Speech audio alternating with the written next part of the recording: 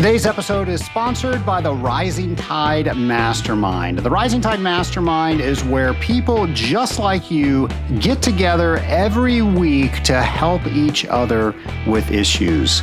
Let's face it, issues are hard, so why start from square one when somebody can tell you what they've done with a similar issue? If this sounds like something that's interesting to you, go to scalinguph2o.com/mastermind to see if the Rising Tide Mastermind is right for you. Welcome to the Scaling Up H2O podcast. My name is Trace Blackmore, the host of this amazing water treatment podcast. Folks, I can't tell you how much I enjoy being the host of this podcast, and that's all because you tune in each and every week to listen to this podcast. So thank you for that. So many things going on. Number one, I am going to mention that today, on January 26th, my lovely bride, Stacy, was born. So happy birthday, Stacy. I did not forget. I have got an amazing gift for you, and I'm going to make sure that you have an amazing day as well. So it's my hope that all of those industrial water treaters out there that have spouses, make sure you are taking care of your spouse, especially on their special day, because goodness knows they take care of us. Think of all the stories that they listen to about our day that are oh so interesting when we're telling them to each other, but maybe not so much outside. But I have no doubt that they listen just like it is the best story that they have ever heard. So make sure you celebrate your special person. And once again, happy birthday to Stacy Blackmore. I can't tell you how many things she motivates me to do. Nation, I hope that you have decided that this year was going to be the year that you got some sort of certification. And in the industrial water treatment industry, there are so many certifications out there. We're going to talk about one today during the interview. But before we get there, one that I love to promote is the Certified Water Technologist designation.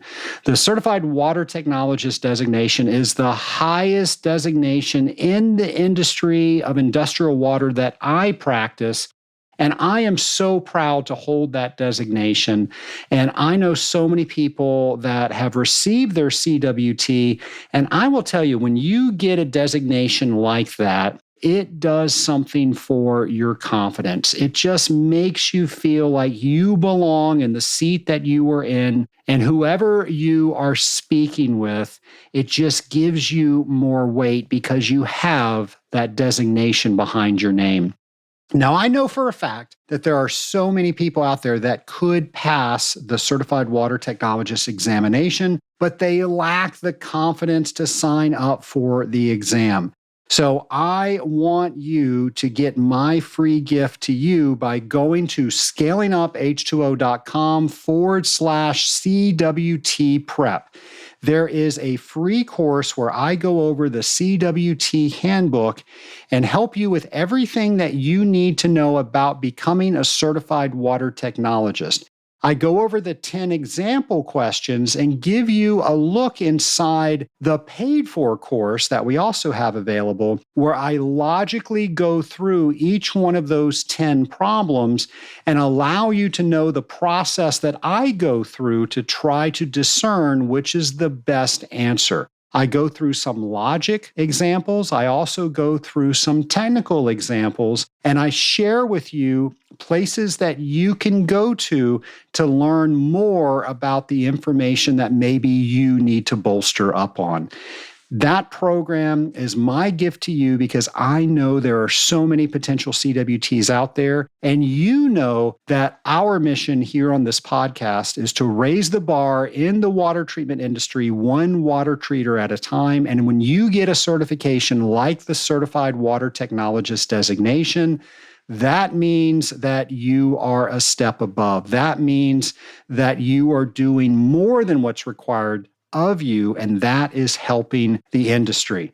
So please look at that free course. And if you want more than that free course, we've got a paid course where I've created a 100-question practice exam where you will have questions that will be similar to the topics you will be tested to on the CWT. There's water softener questions on there. There's chemistry questions on there. There are, of course, math questions on there. So we gave you a sampling of all of that, and then there's a video for each one of those questions where you can see how I get the correct answer. And I also go through logic techniques and lots of little things that you can do to improve your chances of selecting a right answer, even if you don't know what the right answer is. So all sorts of standardized test techniques that I've learned over my lifetime, I share with you. And we've gotten some great feedback where people said that those things really work. So let me know what you think, but all that's going to be available by going to scalinguph2o.com/CWT prep. Well, Nation, as we have become used to, our friend James McDonald has a brand new installment, Drop by Drop.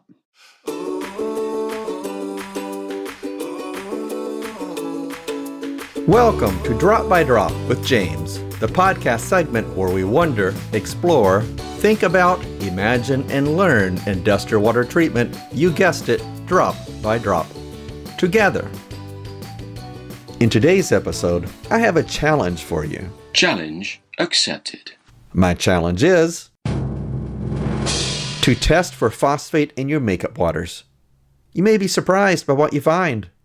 Municipalities frequently add phosphate-based products for corrosion, scale, and staining control. Unknown sources of phosphate can certainly throw a boiler or cooling tower program out of control. Start with the orthophosphate test. If polyphosphates are used, you may need to run a digestion procedure or have your lab do it. Lastly, calling your municipality to ask if they use phosphate-based products in their water may actually be the first place to start. Don't let an unknown phosphate source throw your water treatment program out of control. I'm James McDonald, and I want to encourage you to be like water by forming bonds with those around you, dissolving new knowledge, and making worthy ripples, drop by drop.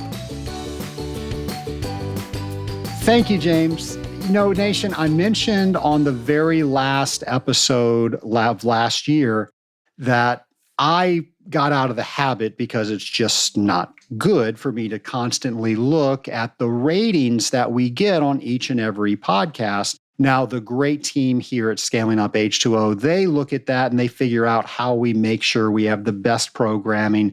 And they just tell me that information. But I was finding my self-worth in ratings when I first started doing this podcast. And I realized that that wasn't the best thing to do. Well, one of the things that we look at is we do a lot of social media posts. We want you to get excited about being in this industry and letting you know about all the things that are going on within this industry.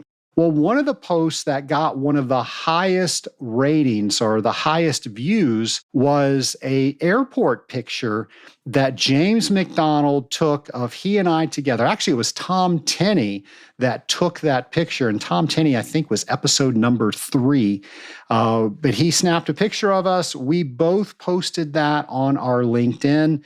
And I want to say we got something over 7,000 views on that. So there is no doubt that the world, the Scaling Up Nation, loves James McDonald. So James, thank you for always putting so much into the Scaling Up H2O podcast and making sure that we get smarter each and every episode with all the challenges that you provide for us, than you've been providing for us over the years. Scaling Up Nation, let's go ahead and go to our interview, which I know you are going to enjoy. My lab partner today is Christoph Lohr, professional engineer and vice president of technical services and research for IAPMO. Christoph, how are you? I'm doing well, Trace. Thank you so much for having me on here. And thanks for being on our show, I think a month or two ago. Yeah, that was an absolute pleasure. And I'm doing more guest spots on podcasts as they develop around water in our industry. And that just delights me because there weren't that many podcasts within this space when I started 7 years ago. Well, and that was what in many respects the podcast we started at IAPMO was in part a inspiration, from your podcast. Actually, yours was one of the very first podcasts that I ever subscribed to, as I was trying to learn as much as I could about, especially water quality, and my development as a professional engineer. So I am very tickled to be here. So thank you so much again for the opportunity to join you and talk. Well, the pleasure is ours. And thank you for sharing that with me. I've shared on the podcast many times. I'm just speaking behind this microphone. I'm in Atlanta, Georgia. I never know if anybody's going to listen to the episodes that we are recording. And to hear that people are not only listening, they're actually doing something with the episodes, that makes it all worthwhile. So thanks for sharing that with me. Definitely. So I gave a brief introduction about your title, but tell us a little bit more about Christoph. Well, it's interesting, when you think about life journeys and going from here to there, thinking about where I was over a decade ago and where I'm at now, I feel very humbled, feel very fortunate and very blessed to be doing the work I'm doing now.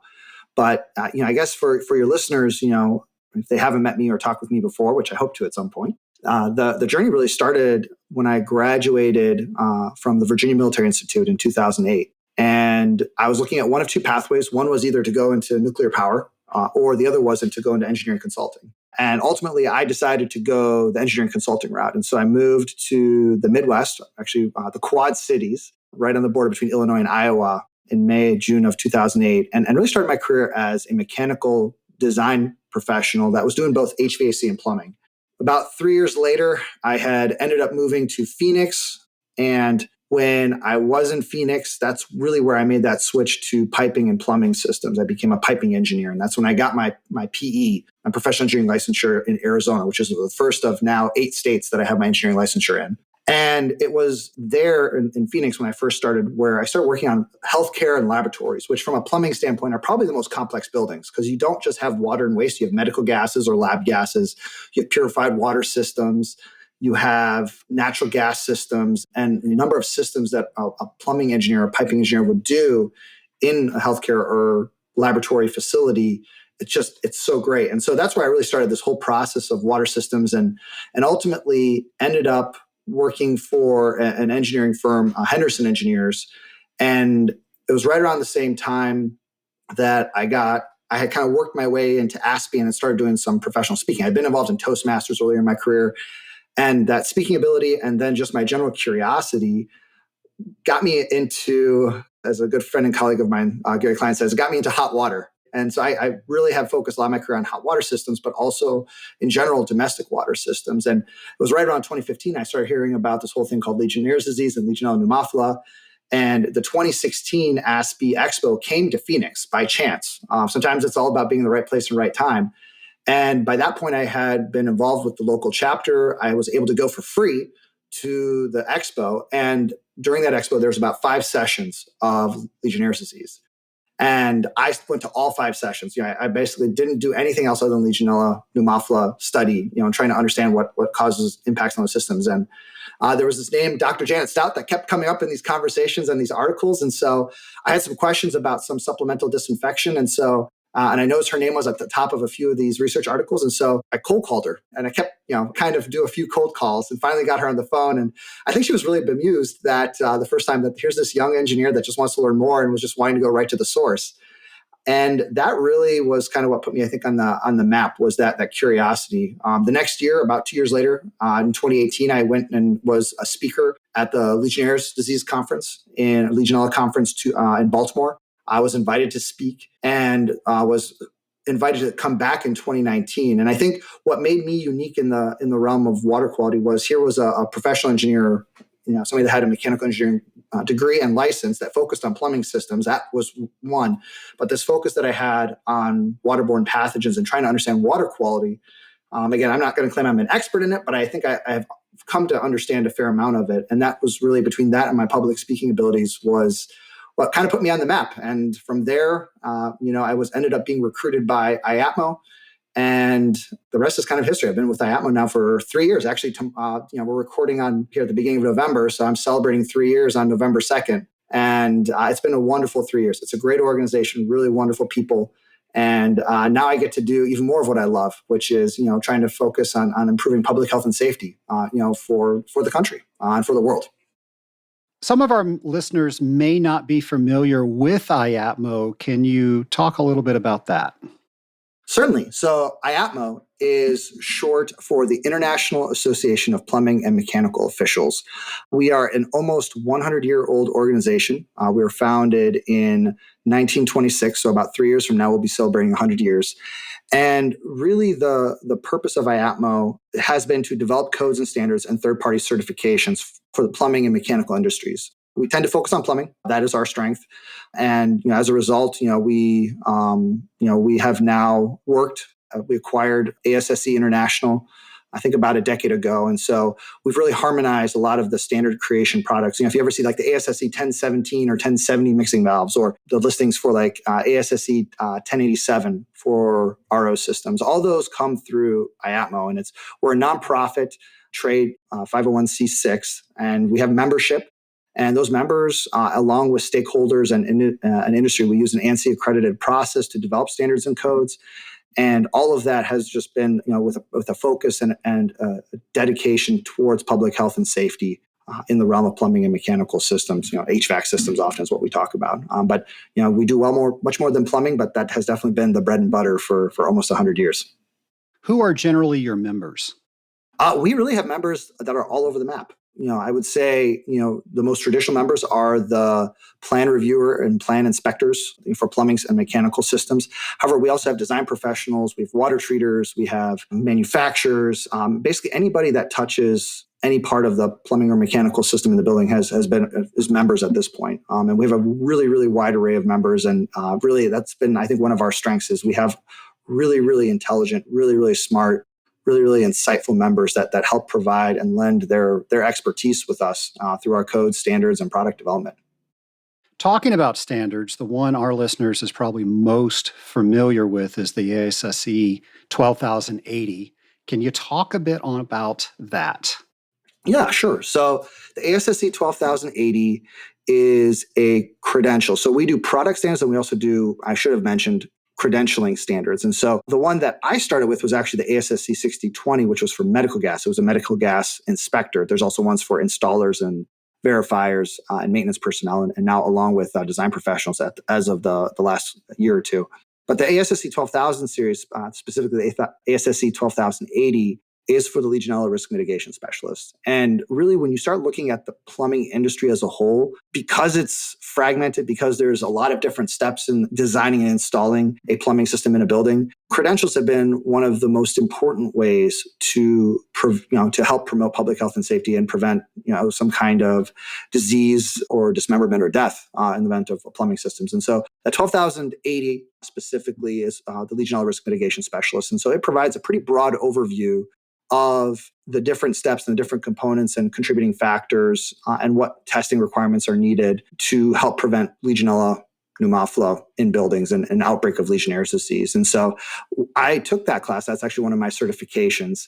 And what I loved about it was every single different entity that kind of touches a water management program had little sections. And so I think the true benefit of a certification like that is it gets everyone speaking the same language, which is so challenging when you have plumbing experts and microbiologists and water treaters and others.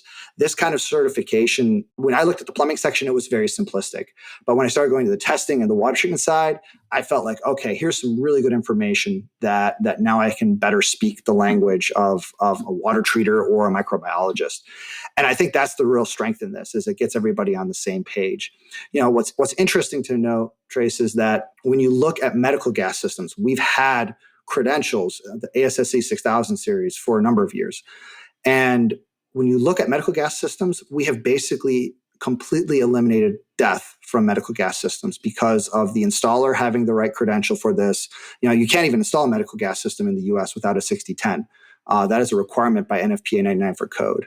And that system has to have a third-party validation in the form of an inspector and verifier.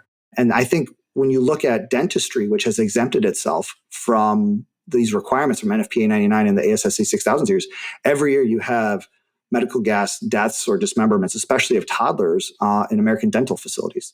So I think of this in the same way that I think of, for water systems. We know we have a problem with Legionnaire's disease, and that's one of many microbes. If we can get the right credentials and get everybody talking the same language, I think we can make a lot of really good things happen to helping prevent disease of some kind and really, again, promoting public health and safety, which is what it's all about. So, in ensuring that we're all speaking the same language, I have heard it pronounced 12,080. I've heard it pronounced 12080 and everything in between. What is the official way to call IAPMO credentials? Oh my gosh. I think it's typically the 12,000 series because we call it the 6,000 series. That's the one I'm most common with. I don't know if there's an official or right or wrong way. I think the most important thing is that people get the credential. If they want to say it one way or the other, I don't think it's necessarily wrong. I think that it's more important about getting the information and having it than it is about the right way. But I think typically what I've seen is like 12,000 series or 6,000 series. It's that 1,000 moniker after the first letters. Well, that's what I've been saying. So we're going to make it official right here on the Scaling Up H2O podcast. The correct way to say that is 12,080. I love it. I'm all on board with that. So in addition to all the things you do with IAPMO, you also have a podcast. I was very humbled that you invited me to be on that podcast. I'm curious, why did you start that journey, and what has that journey been like for you?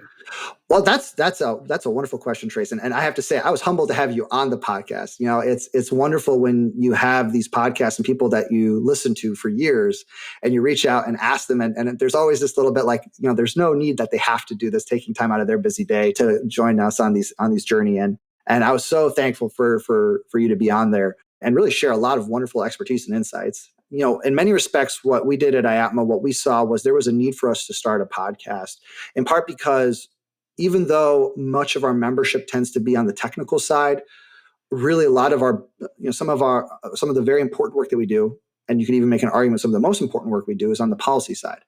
And especially because codes and standards are adopted by jurisdictions, there is a policy element to water, to plumbing, and other systems. And so what we wanted to do with the podcast was to help close that gap. Now, at the same time, when you talk to an engineer, we like to know what the big picture impact is of making a decision and why these decisions are made. I think, especially as an engineer, you're trained to solve problems, but you're also trained to ask a lot of questions because you want to get it really right. You want to be really detailed. And so what we found is we've had a lot of success from the podcast. Now we have a YouTube channel that has the podcast episodes in video format, along with social media posts that we take some of the highlights from the podcast. And all of these things that we're doing now kind of help show the importance, especially of plumbing systems and that impact on making public health a priority and what that impact plumbing systems have on that. So in many respects, we try to get some really important questions out there. Like our first episode was with Dr. Janet Stout and Marianne Dickinson, who at the time was the executive director for the Alliance for Water Efficiency. And this question was, what is the nexus between safety and sustainability? Because oftentimes it seems like when it comes to water, we've chosen one or the other. It's actually the same theme for this year's Emerging Water Technology Symposium, which is going to be in Scottsdale, Arizona, May 14th and 15th, where we're going to be taking a much deeper dive over 2 days on this question. But what the podcast has allowed us to do is to take on these big questions, to get groups of people on or individuals on. And we've changed the format over the years to try to get the best information, the best medium. So we are experimenting a little bit, which is fun. But I think we've kind of settled into a pretty good niche. And the guests that we've had on have just had really, really great stories and insights that they've shared with us. And that's really been our purpose with the podcast, is to be a resource, another resource, not just to policymakers, but also to the industry. You mentioned Janet Stout, and Dr. Stout's been on this podcast numerous times, and she just has an amazing ability to talk about waterborne pathogens in a very exciting and entertaining way. Definitely.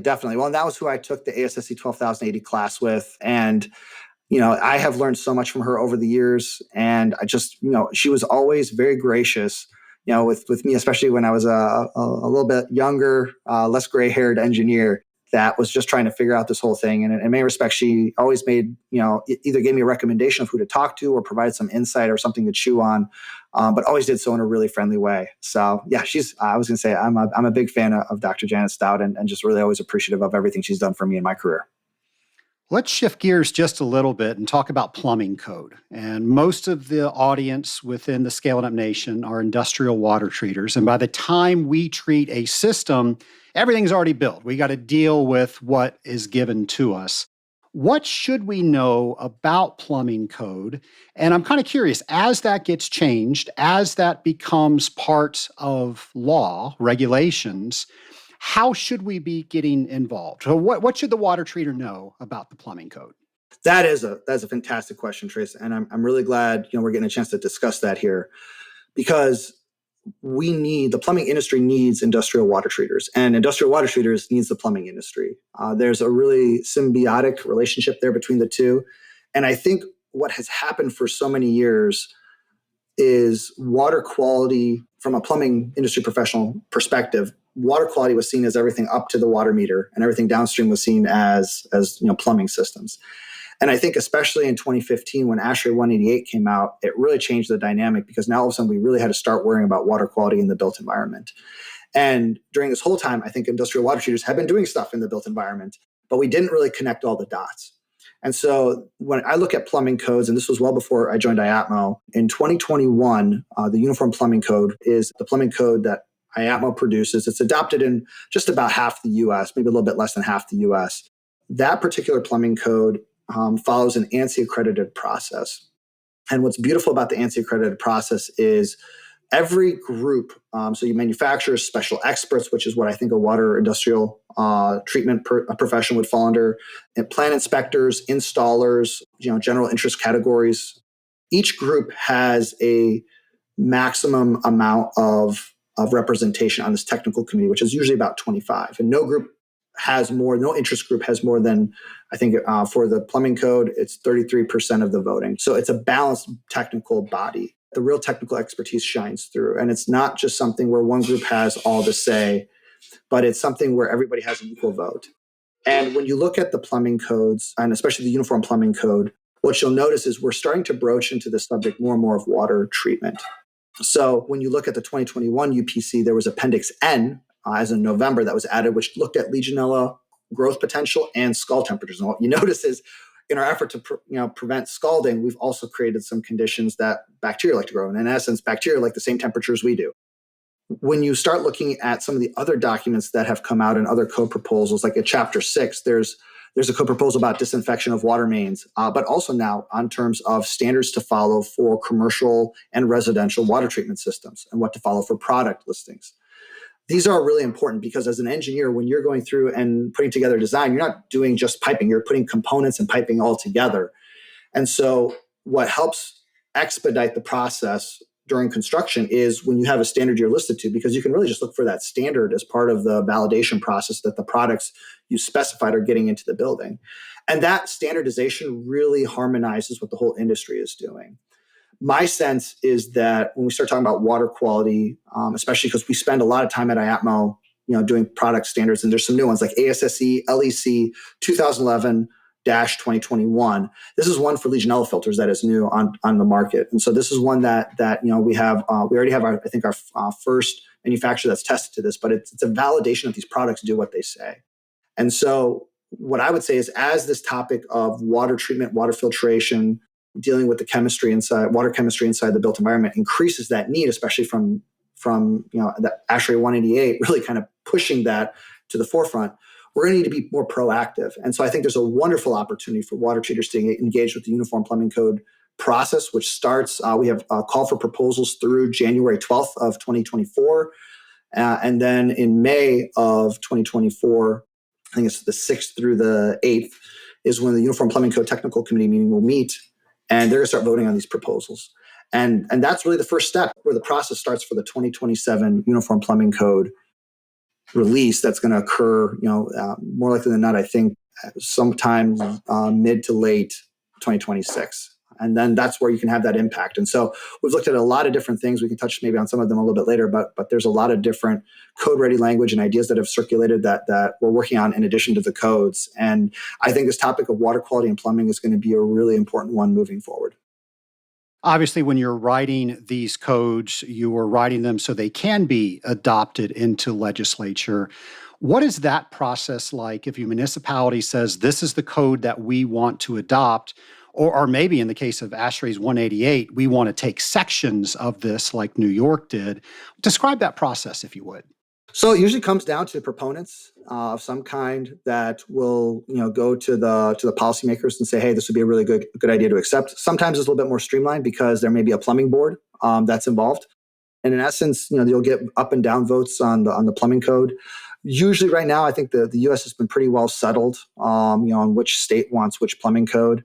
But the process is in essence, that this board or the city council or state legislature will vote on the code, and we'll go ahead and officially adopt a code. And then once it gets adopted, there's various ways. Some of them will do a statewide adoption. Arizona gets really confusing because every city does their own adoption, which as an engineer drives you nuts. But anywhere in between there, and then once it gets adopted, it's official. Now, when it comes to the plumbing codes, let's say the UPC, for example, we have chapters 1 through 17. So if a jurisdiction, adopts the UPC, they just adopt chapters 1 through 17. We have also now, in the latest, in the 2024 version of the Uniform Plumbing Code, we also have appendices, A through, I think through S at this point. And those appendices are opt-in provisions. So if they want to have an additional requirement like Appendix N, for example, they have to specifically opt into that. They have to say, we're going to adopt this in addition to the UPC. But they're available in there because, as we know, water quality and water concerns vary region to region. I live in Phoenix. Water droughts are much more of a concern than where I grew up in Michigan, even though droughts are kind of becoming a bigger concern no matter where you are.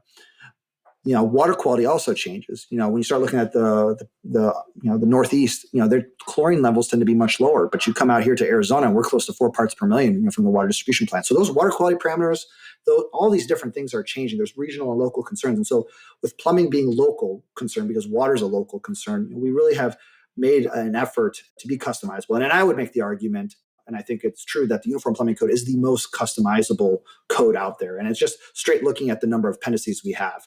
It provides so much variability for a jurisdiction to really tailor make the plumbing code for their needs, with the realization that every jurisdiction has their own needs, when it comes to water and sanitation.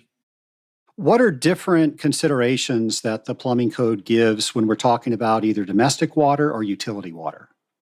So generally speaking, the plumbing codes don't touch the utility side. And I think that's kind of been the line of demarcation for a number of years, for decades, if not 100 years plus. So really upstream of the water meters, the utility, downstream is plumbing. And even when you look at a set of plumbing plans with the hundreds, if not thousands of plumbing plans I put together during my decade plus doing plumbing engineering, typically we would only show the water line 5 feet outside the building. The site civil would show it to the water meter, and then they would coordinate with the utility. But from a plumbing angle, we would typically only look at about 5 feet outside the building, and then everything inside. So when it comes to the rules on plumbing, and what we focus on, a lot of parts of design have been codified. And this is, I think, one of the biggest misnomers that people think about plumbing codes is that they're restrictive. We have to realize when it comes to plumbing design and installation, plumbing codes are more like a buffet of options than they are a restrictive methodology. And so, a thicker plumbing code book does not necessarily equate to more rules.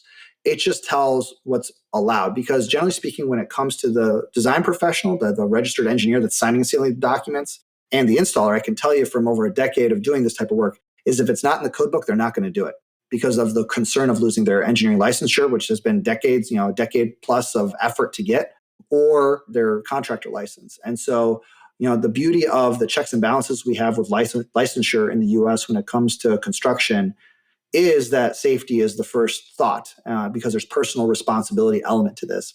But the negative, the flip side, because it's always a double-edged sword, is that new technologies then are slower to be adopted or utilized in the field, unless you start getting codes and standards to specifically indicating them in the plumbing codes. and having standards to back it up. But especially the plumbing code, that is really, it's a living, breathing document that goes under a change every 3 years.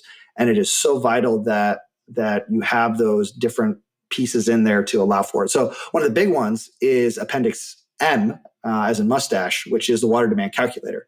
And this was the first time in 80 years that we have gone back and sized domestic water systems in a new way. Before that, we used an 80-year-old methodology. Many of your listeners may have heard of it, the Hunter's curve. That still exists in the plumbing code because the water demand calculator only applies to residential, but showing how to size water systems has been an integral part to the plumbing codes. And that's any plumbing code in North America. And even if you start looking overseas, most of the plumbing design has been pretty well codified across the world. So obviously, if we over-design, people probably think, okay, we're not going to have any demand issues because we have so much more water than we actually need. But we know through taking the course we did through IAPMO that causes biofilm and that causes stagnation. So I'm curious, when IAPMO redesigned the water demand calculator, what considerations were given on things like stagnation and biofilm and dead legs and all of the things that we know create an area where Legionella can start to grow? Yes, no, and it was a high concern. I mean, the water demand calculator was meant to be a replacement for the Hunter's curve, and that was done as part of the Water Efficiency and Sanitation Standard, otherwise known as WESTAND, which is the only standard that focuses on water efficiency while maintaining safety. A lot of times when standards have been developed, they focus on sustainability at the exclusion of safety, which has unfortunately created some problems when it comes to water age. Specifically, what I would point your listeners to is the NASEM Consensus Report on the Management of Legionella Buildings, which was released, I think, for public review in 2019 and then officially released at the beginning of 2020. But that document in there, it says that low-flow fixtures shouldn't be used in healthcare facilities. And in part, that was because of that concern of water age. And that concern of water age is there because when you look at how the domestic water system for a hospital is designed, and for every building in the U.S., it's still using that same 80-year-old methodology, which was developed by Dr. Roy Hunter in 1940 as part of the U.S. Chamber of Commerce. And that at that time was revolutionary, but he didn't have a computer. And in essence, he assumed that every building would operate, worst case, with a line behind it like a sports stadium at halftime. So congested use. We know that the only buildings that seem to really work like that are maybe theaters at intermission, sports stadiums at halftime or intermission between periods, or innings depending on what your sport of choice is. But really past that point, we don't have a lot of buildings that have those kind of lines, especially offices, schools, and healthcare facilities included. And so because if you look at how the water system was designed, whether it was 40 years ago, 20 years ago, 10 years ago, or today, it's basically the same sizing methodology because it's assuming congested use. And that was where IAPMO partnered with the University of Cincinnati and the American Society of Plumbing Engineers to create the water demand calculator. We were able to obtain data for residential occupancies. And with that data for residential occupancies, we were able to look and realize that probability of simultaneous use, which was not based on congested use, but uncongested use, we were able to drastically reduce peak flow rates. Because when you size water systems, it's based on two criteria: peak flow rate and your pressure drop, which also includes your available pressure. So when you assume a more realistic probability of use, your peak flow rate reduces drastically, which when sizing pipes will mean that your pipe size is reduced. For an example, if you looked at a 100-unit apartment complex, let's say, the peak flow rate for that building, with all the bathrooms and everything based on Hunter's curve, could end up being about 250 GPM. With the water demand calculator, when you use the same number of fixtures, it drops down to 40 GPM. So that's the difference between a 4-inch pipe and a 2-inch pipe. Now, worth noting, that's an estimated peak flow rate. When you actually put an ultrasonic flow meter on and measure for a couple of weeks what the true peak flow rate is, it's more like 20. So we're still 2x in terms of peak flow rate, but a 2x factor is much better than like a 20x factor. And by reducing that pipe size, you're going to see improvements in water age. Your water age is going to decrease, so you're going to have less stagnation time. Your water is going to be delivered more faster. Structural water waste. We did a report with ARP recently to kind of look at a couple hypothetical examples. All those things will end up being improved. So, it's still hard to know because so much of plumbing research has been overlooked for 80 years. Really, once Dr. Roy Hunter died in 1945, all that research in essence ended, and we haven't done too much until recently when NIST has really picked up the ball and started working on plumbing research in the last several years, which is a great kudos and testament to them, continuing that research. So we're really excited to see that the amount of research happening in the industry right now is occurring, and these important questions are being addressed. And IAPMO has been at the forefront of that. Again, we started this water demand calculator project 10 years ago plus, and really saw that fruition back in 2018 for the first time. And we're continuing that research now, where we're looking at commercial building sizing as well. So we're taking it from residential, single, and multifamily to commercial. And that's another wonderful opportunity for the industry to help. What is your prediction as far as waterborne pathogens go when people start utilizing this new calculator? So the thing with waterborne pathogens is there's no silver bullet. When it comes to sustainability or safety, there's no silver bullet. It's going to take sort of an all of the above approach. That said, there are opportunities.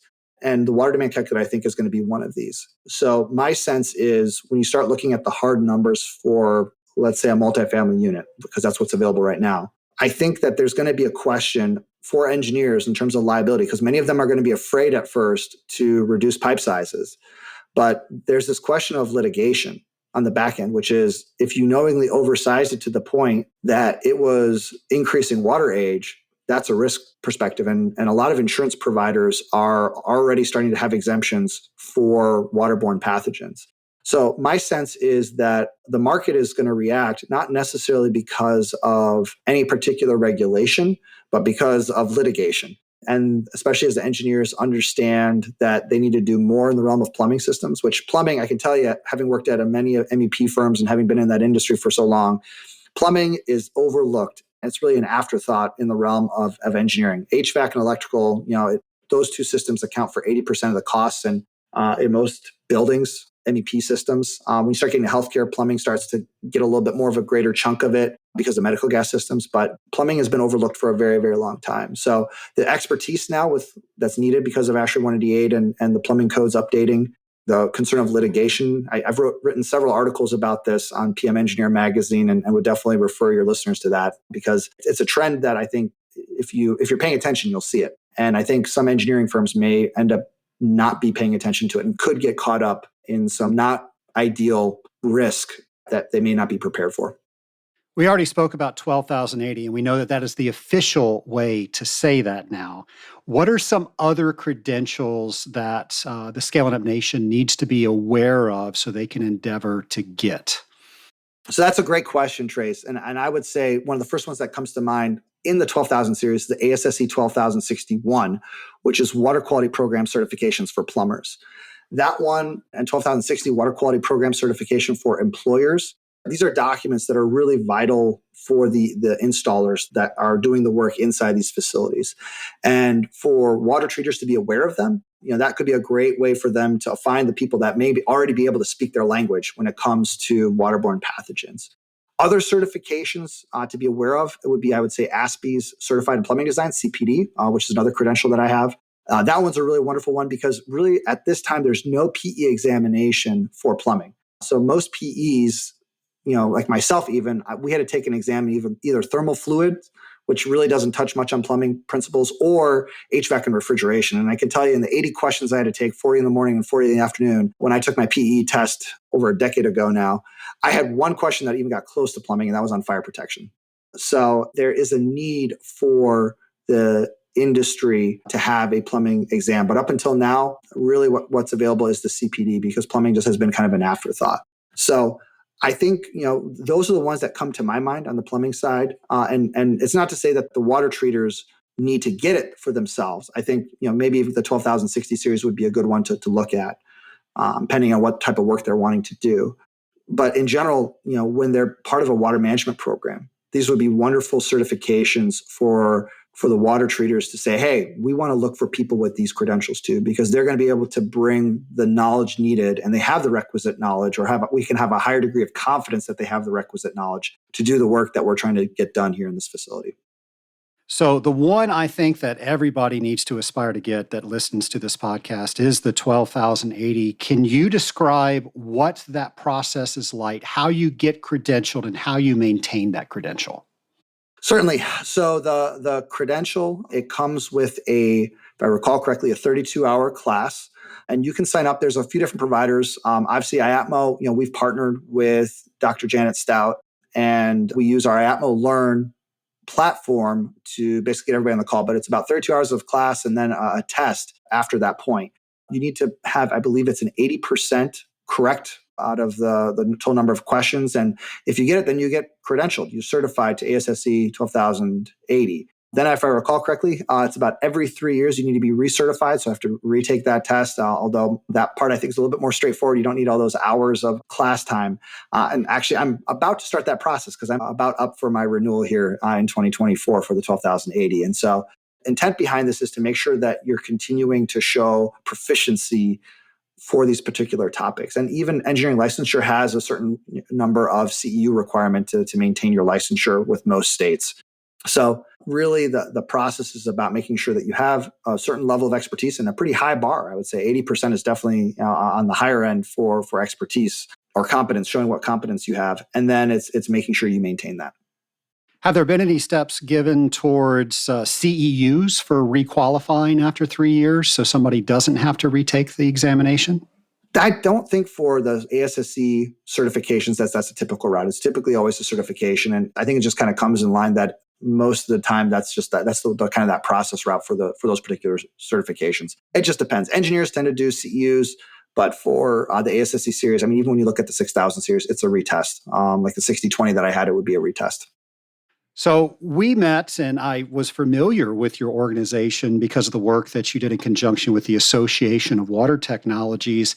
I'm curious, how does IAPMO partner with other associations, and what are some of those associations? Oh, wonderful point. And I'm so glad you asked that, Trace, because really the partnerships, that's a large part of my role. And we're always looking for new partnerships. So when I joined IAPMO about 3 years ago, it actually came during one such partnership, which was with AWWA. And that was to create the manual of practices for the safe closure and reopening of buildings. A little bit of a mouthful, but we worked with them and got a number of plumbing industry and water quality industry experts, in terms of that question of, when a building gets vacated or you have a wing of a healthcare facility that gets vacated, what should you be doing to keep it safe? Since then, that project has spun off into another one, construction practices for potable water, which many of the same volunteers are on, but that's just an IAPMO document. Another one, though, that we just had released for public review and finished was water quality for the plumbing industry professional. And that came from a relationship that we developed with ESPRI, the Environmental Science Research and Policy Institute, and worked with Tim Bartrand, a really knowledgeable fellow. And we worked collaboratively to create, in essence, what is water quality? Because most plumbing industry professionals, whether you're an engineer, installer, planner, reviewer, or otherwise, we don't deal with it. We don't touch on it. I had one college chemistry course, my freshman year, and that was kind of it. Most of our work tends to be on the hydraulics, what makes it work, what are the mechanics behind it, but not chemistry. And so our industry understanding more water quality parameters and what they do and what they mean we saw that there was a need for that in industry. And so, we ended up working with ESPRI to create this manual, and that was released and went through public review. And that looks like that will likely become part of a package with that construction practices for potable water manual that we're hoping to release here before the end of this year. Other organizations we work with, I mentioned ASSE. In part with my work at IAPMO, I've definitely been involved with ASSE, and one of them has been the Legionella Design Guide. There was a Legionella working group ASSE had initiated in 2019 before I joined IAPMO, but that work continued all the way through my employment by IAPMO.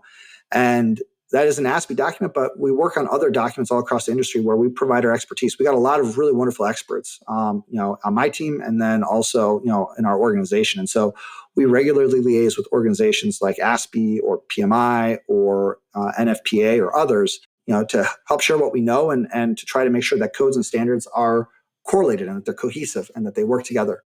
So, ASSE and others, that's some of the different organizations we've worked with. And, when it comes to AWT and others, we would most welcome the opportunity to collaborate with organizations like that because there's a need, and would absolutely love to have that expertise shared, through the code proposal process, through the code meeting process, through the creation of manuals, through public review and comments that can be provided to manuals and codes. So there's a lot of opportunity, and we definitely encourage your listeners to reach out and happy to put them in touch with the right mechanism to getting their voices heard.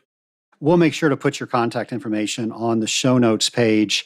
If somebody wants to learn more about IAPMO, where should they go? They should go to IAPMO, IAPMO.org.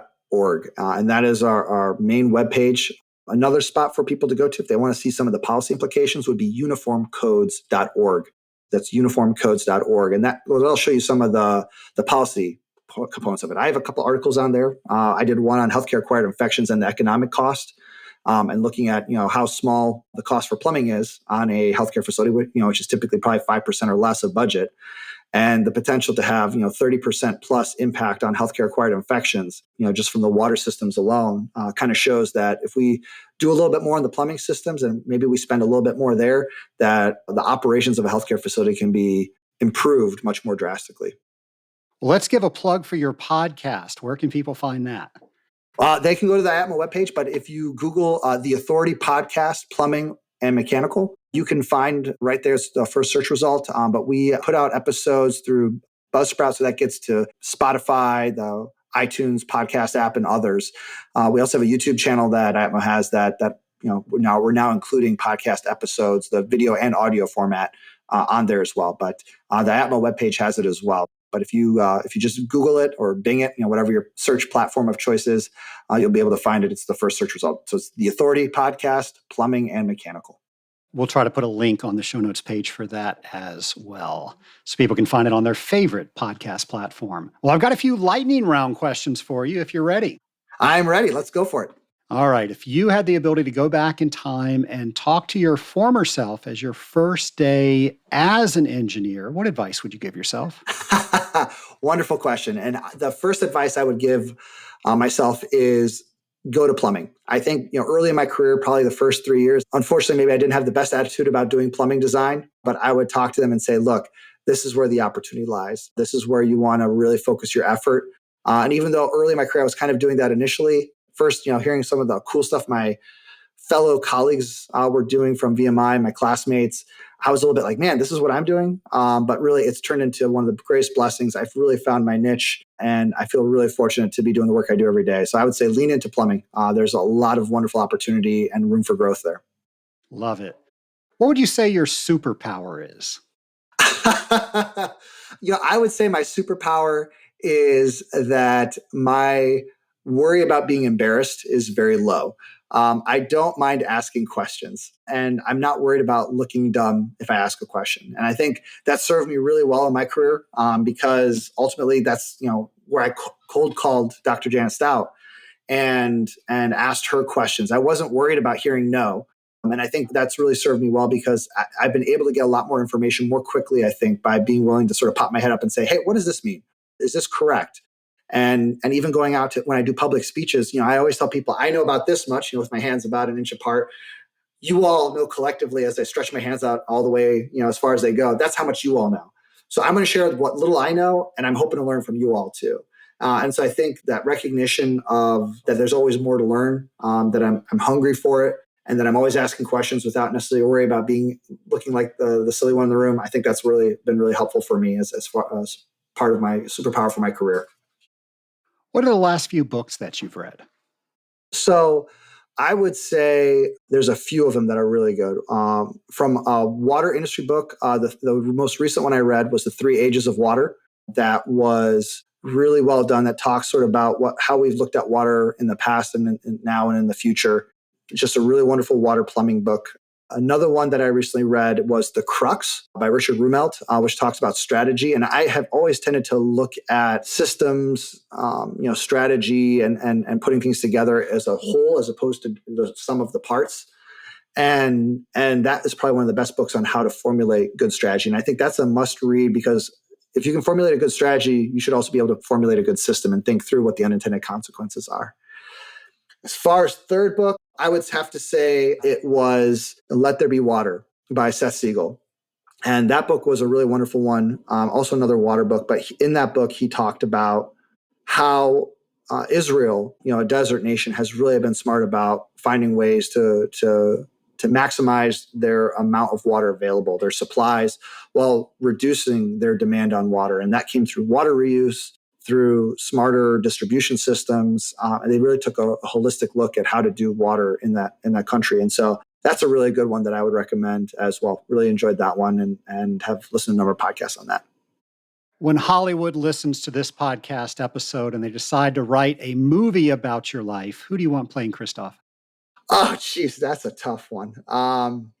So when it comes to playing me, I would say, I immigrated from Germany when I was young. I was 3 years old when I immigrated to the U.S. And so I'm very much your, I guess, prototypical, blonde hair, blue eyed German. So it would be tough. If you're trying to do my younger life, I don't know many of the young actors there. But I guess if it was when I'm older, I would have to say it could be kind of cool to have Brad Pitt All right. doing one. I always enjoyed his movies quite a bit. So that would maybe be the one I would pick. Well, I want to thank you for coming on the Scaling Up podcast and sharing all about IAPMO and opening our eyes to some things that I think a lot of our listeners had not considered before. Excellent. Well, Trace, I just want to say thank you so much for the opportunity to chat. Really appreciate the time and just I've always enjoyed your podcast. So really excited to have been part of one. Well, Christoph, thanks again for coming on the Scaling Up H2O podcast. And Nation, I want to say a few things about IAPMO. And if you didn't know, IAPMO stands for the International Association of Plumbing and Mechanical Officials. And I maybe have heard about IAPMO, but I didn't meet anybody from IAPMO until the Association of Water Technologies had their conference in Canada last year, and I got to meet John Mullen. He was a speaker. He also came on this podcast on 294, and he really opened my eyes with all the things that IAPMO does and all of the synergies that we have, not only with the Association of Water Technologies, but with the Scaling Up H2O podcast.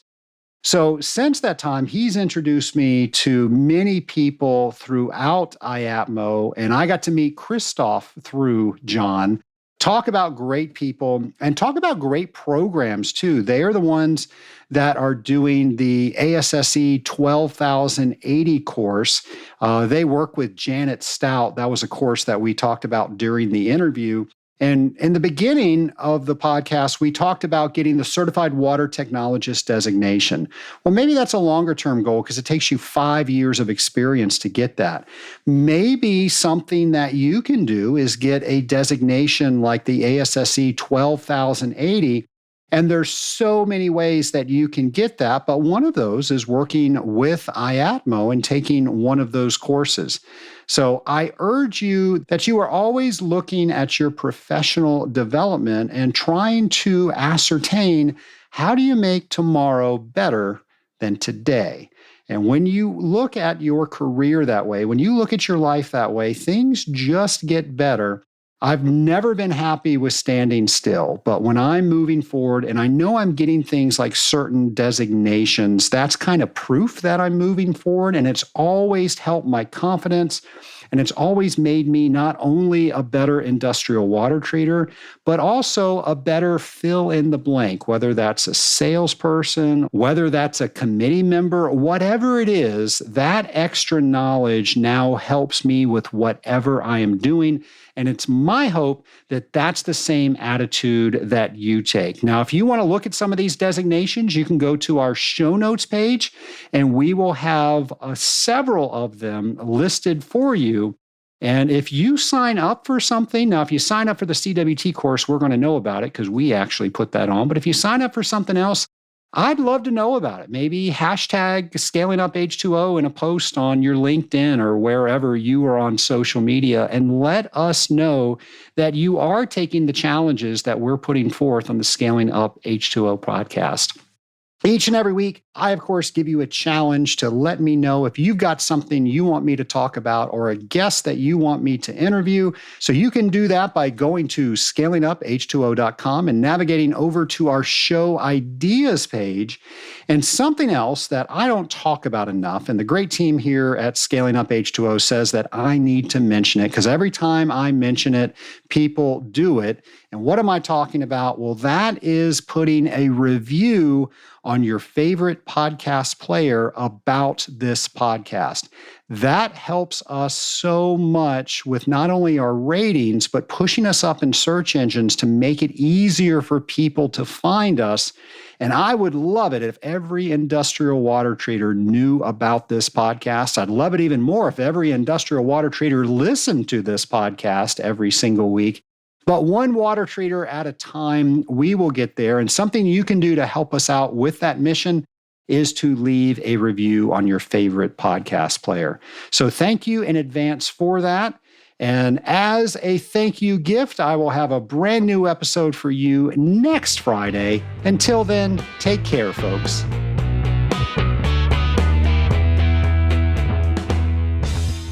Scaling Up Nation, are you getting ready to take your Certified Water Technologist examination? Do you wish you just had a little bit of extra help to build your confidence so you can sign up for the exam? Well, Nation, I've heard you and I've got what you were asking for. I work each one of the 75 mock questions that you receive when you sign up to take your Certified Water Technologist designation. I share with you the logic behind how I get to certain answers, and I show you how to set up each math equation. Go to scalinguph2o.com/CWT prep. Once again, that's scalinguph2o.com/CWT prep to get enrolled today.